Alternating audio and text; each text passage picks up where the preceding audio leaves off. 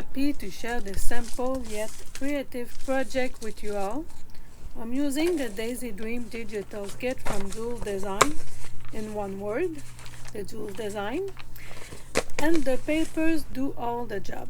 All I did was added splash of colors with the flowers, and JOOLES will have a discount code in the comment section for you to use in a coffee shop, where you can also join a membership if you want more of the designs and bonus.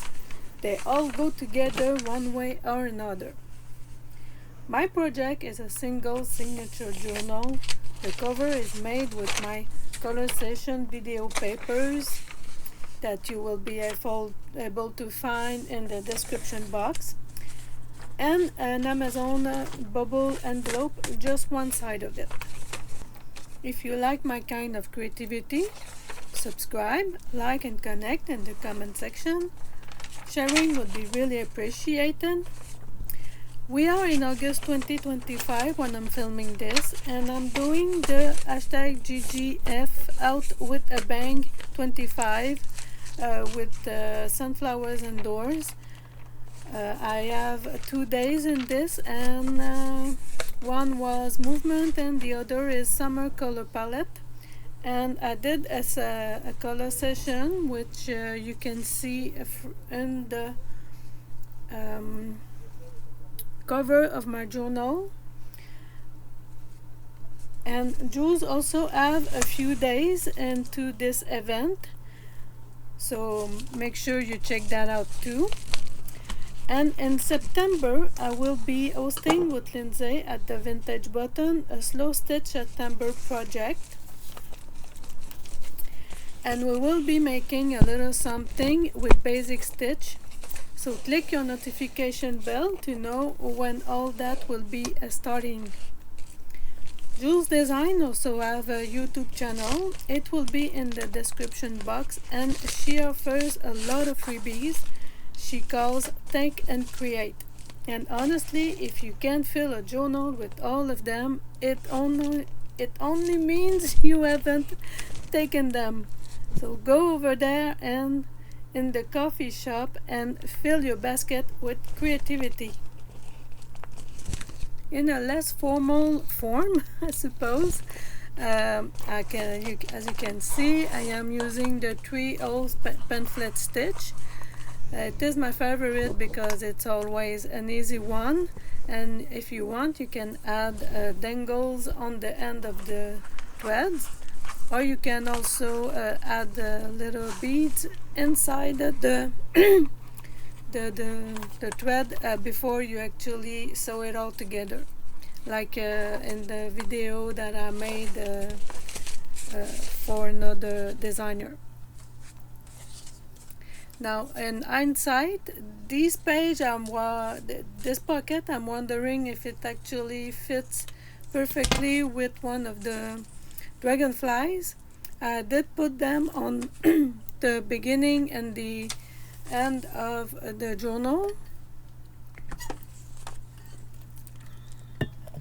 because I wanted to put something in the front and the back as kind of a little bit of storage. And I'm also using mostly flat decorations and embellishments. The only two that I've actually put that were big were the fabric clusters.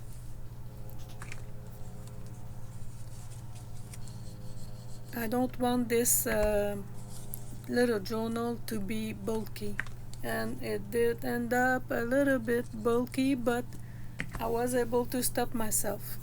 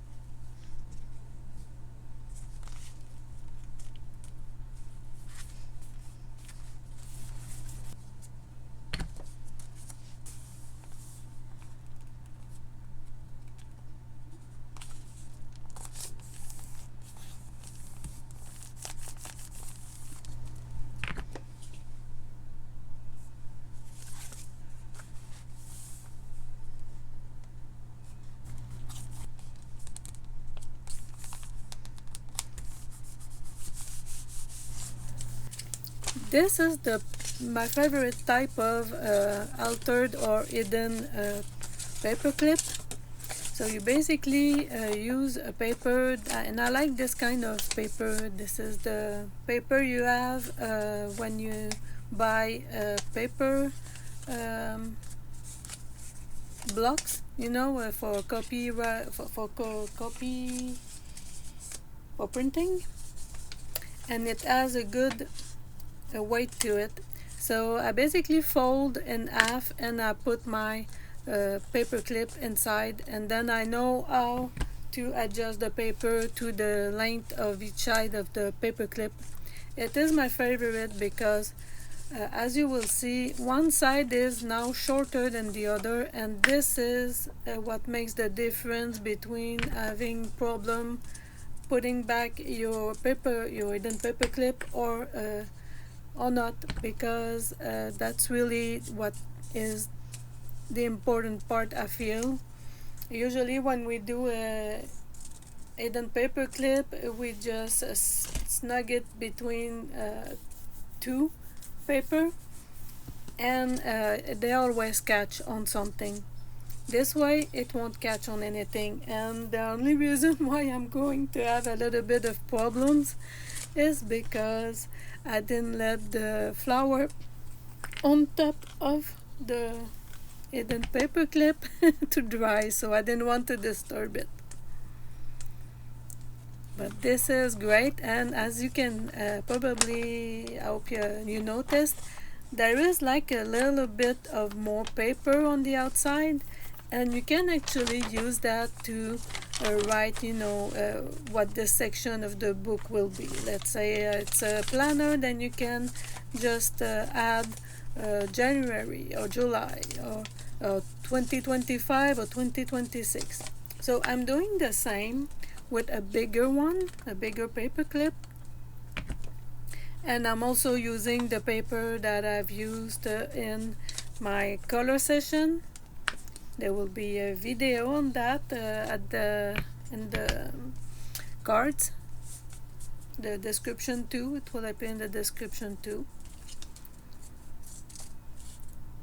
So I'm making this one bigger, but the result is the same. There is a shorter side, and this will greatly help in putting the paper clip back on the pages without trouble. Now it's a simple flower, but it does add a splash of color. It's simple embellishment. It doesn't always have to be complicated. And this style of hidden paper clip is not something new. Don't remember which YouTuber actually came up with this one, but it did make a big impact in the hidden paper clip community.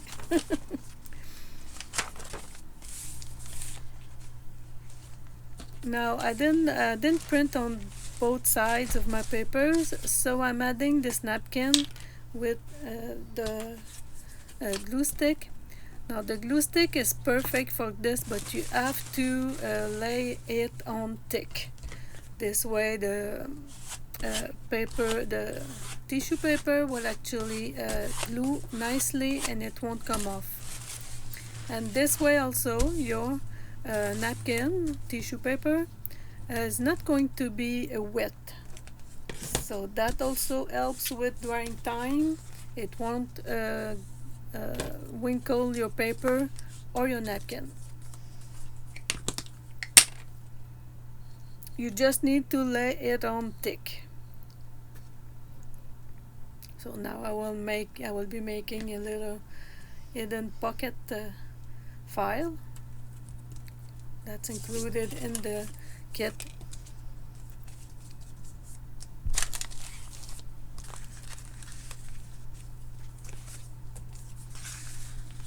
Now there's also another kit which is the Daisy Shop, and it's usually meant for the members of the coffee shop of Jools.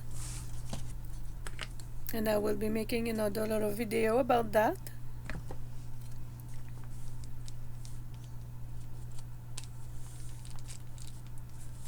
You know, sometimes it's just fun to have something that works all together in neutral tones with just splash of little colors.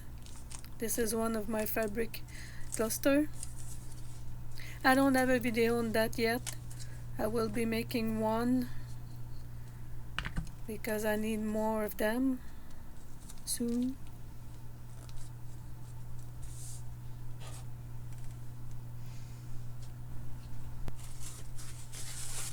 This is paper that I made myself, but I think that was last year, and I had lost it in my craft room, and now I found it, so I'm using it. It's really fun because it feels like almost fabric, and I didn't use anything to add in the water, so I didn't add tint or anything, so it's basically the color that paper would give you. And this is my my taking machine. So, and this is why I bought this one, because you can turn it around and make your little booklet like this. And of course I had to run out of little tacks.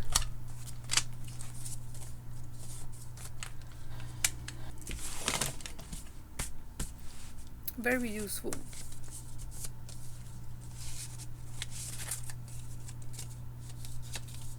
So nice, those papers, so nice.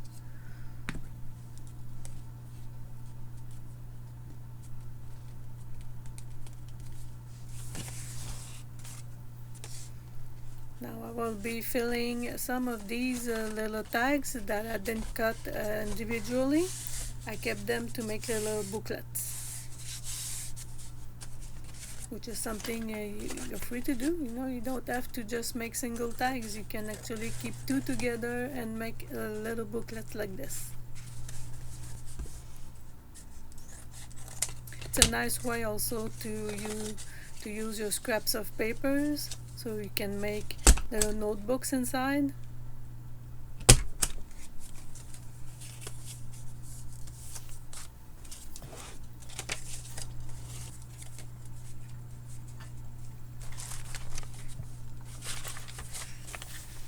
And I'm also trying to keep you know, a balance of where I put them. Now this was my idea to start with, and I wasn't sure because of course well, I didn't know how it will actually blend, and because I printed this image on a regular 20-pound copy paper, it doesn't have a lot of thickness, so it actually kind of melted on the other paper. So again, lots of that glue, the glue sticks, you have to really put it thick in order to have a good result. And it really feels like it's melting into that paper.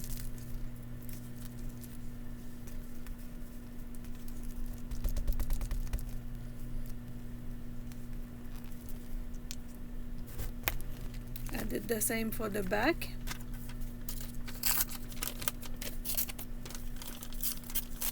Both go very well with my jelly print.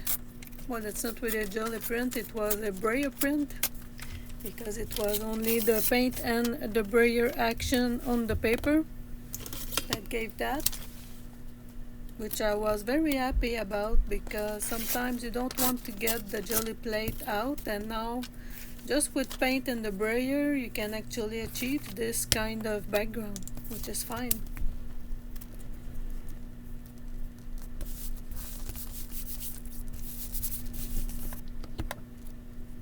A piece of my handmade paper and a flower, and the splash of color is done. It's simple, but it's really efficient.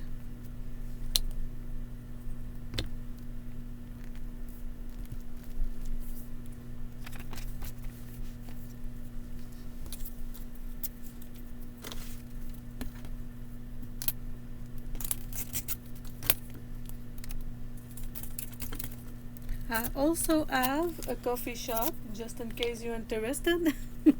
I have also an Etsy shop, but I'm not really, I don't have lots of things in there. I think I have 4 things. My coffee shop has more things. I feel like I can price things better there, since there's no 25% upgrade for fees. Etsy have basically 25% of fees that you have to pay.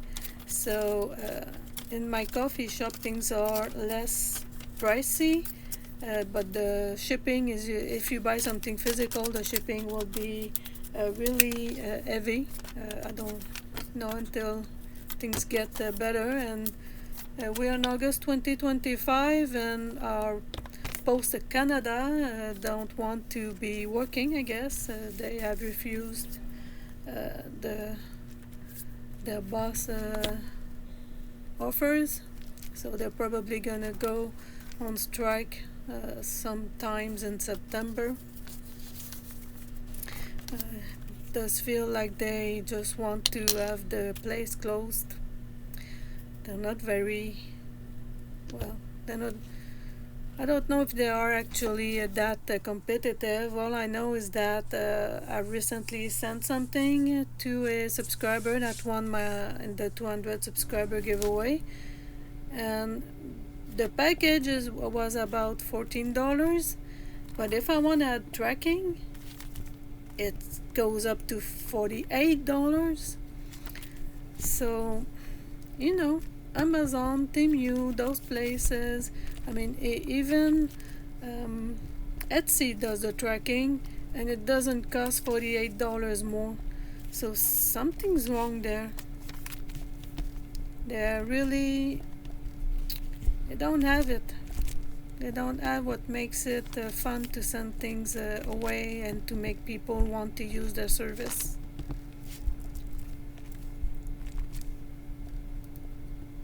That's what I think anyway, as a customer, of course, not as a worker there.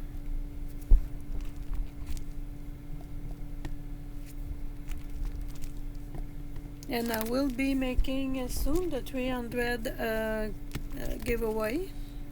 That will also happen probably in September. Not sure yet. I have to gather a few things and see about that.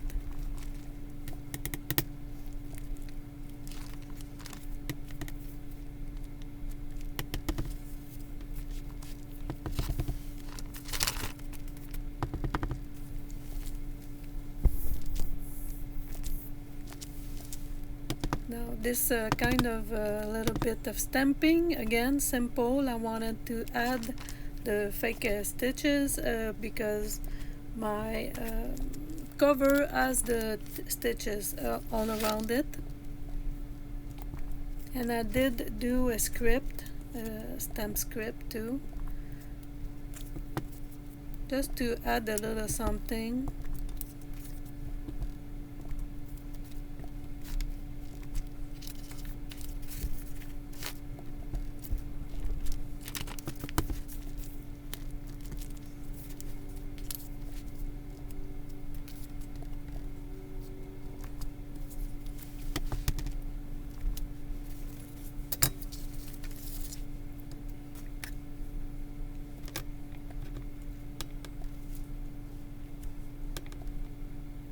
So this is the little script, just a bit everywhere. It really adds some interest, and it kind of helps you to let go of the perfect, let go of, well, I have to print the entire stamp or nothing. This way it really makes you realize that the faded effect can be very easy to achieve. All you need is to not be so perfect at it. Contrarily to card making, yeah, in this instance, perfect is not good.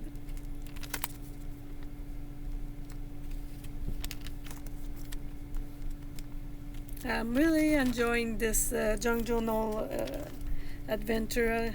It really makes me discover things that I wouldn't otherwise. I have creativity, and I hope you will also discover yours. Let go, have fun, and don't forget to visit Jules Design Coffee Shop. Thank you. Bye.